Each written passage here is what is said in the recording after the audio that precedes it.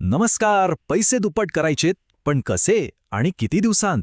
आज आपण गुंतवणुकीचं एक असं गुपित उलगडणार आहोत. एक साधा सोपा नियम जो सगळं चित्रच बदलून टाकेल. चला सुरुवात करूया. सगळ्यात आधी हे वाक्य ऐका. पैसे 21 दिवसांत डबल. अरे हे तर फक्त स्कॅममध्येच होतं. खरं की नाही? आपण सगळ्यांनी अशा जाहिराती पाहिल्या आहेत, ऐकल्या आहेत. पण यातलं खरं काय आणि खोटं काय? मग साहजिकच प्रश्न पडतो की खरंच पैसे दुप्पट व्हायला किती वेळ लागतो? म्हणजे 21 दिवस नाही तर मग किती? चला याच प्रश्नाचं उत्तर शोधूया. हे जाणून घेणं खूप महत्वाचं आहे. आणि म्हणूनच आपला पहिला टप्पा आहे स्कॅम आणि सत्य यातला फरक ओळखणं. गुंतवणुकीच्या दुनियेत जे आकडे दाखवले जातात त्यामागचं खरं वास्तव काय आहे हेच आपल्याला समजून घ्यायचंय. पण एक चांगली गोष्ट काय आहे माहितीये? हे खरं खोटं ओळखायला एक एकदम सोपा, अगदी साधा गणिती शॉर्टकट आहे. काही मोठं कॅल्क्युलेशन करायची गरजच नाहीये. तर त्या जादुई नियमाचं नाव आहे रूल ऑफ 72. हो, हा एक साधा नियम आहे, पण तो गुंतवणुकीचं मोठमोठं रहस्य अगदी सोपं करून सांगतो. बरोबर. फक्त हा एक आकडा लक्षात ठेवायचा. 72 हाच तो मॅजिकल नंबर आहे जो आपल्याला सगळी उत्तरं देणार आहे. अच्छा, मग हा रूल ऑफ 72 आहे तरी काय? सोप्पं आहे. हा एक असा फॉर्म्युला आहे जो पटकन सांगतो की आपले पैसे दुप्पट व्हायला किती वर्ष लागतील. फक्त आपल्याला व्याजदर माहिती पाहिजे. म्हणजे बघा, पैसे डबल कधी होणार याचं उत्तर देणारं हे एक साधं गणित आहे.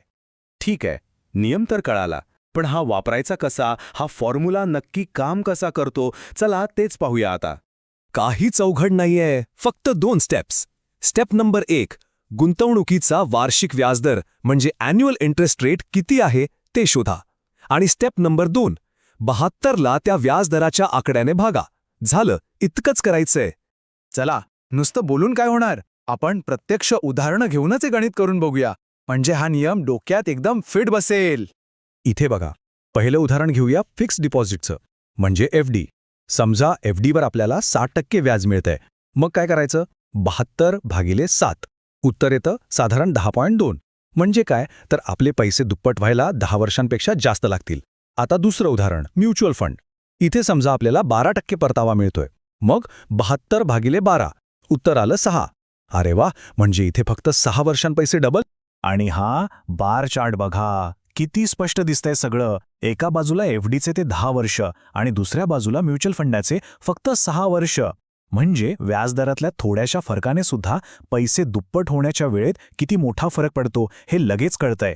म्हणूनच म्हणतोय, हा रूल ऑफ 72 फक्त एक गणित नाहीये, हे तर आपलं एक सिक्रेट वेपन आहे, एक गुप्त शस्त्र आहे.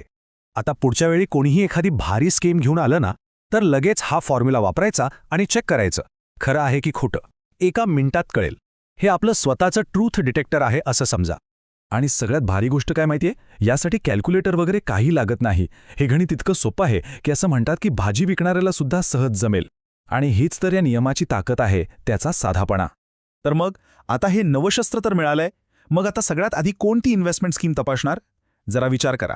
आणि हो, या सोप्या नियमाचा वापर करायला आजपासूनच सुरुवात करा.